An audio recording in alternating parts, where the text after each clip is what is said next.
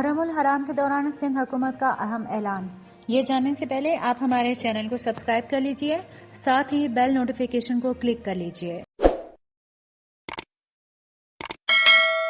حکومت سندھ نے کراچی میں محرم الحرام کے دوران موٹر سائیکل کی ڈبل سواری پر پابندی عائد کر دی ہے۔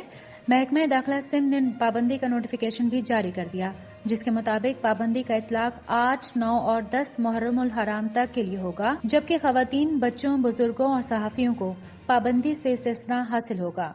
دوسری جانب پشاور میں 1 محرم سے 13 محرم تک دفعہ 144 نافذ کر دی گئی ہے، جس کے تحت ڈبل سواری، وال چاکنگ اور اشتعال انگیز تقاریر پر بھی پابندی عائد ہوگی۔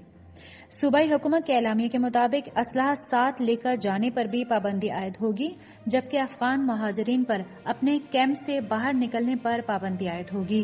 جلوس کی گزرگاہوں میں آنے والے راستوں پر کھڑے ہونے والوں پر بھی پابندی ہوگی، جبکہ صرف اذان اور جمعے کے خطبے کے لیے لاؤڈ اسپیکر کی اجازت ہوگی۔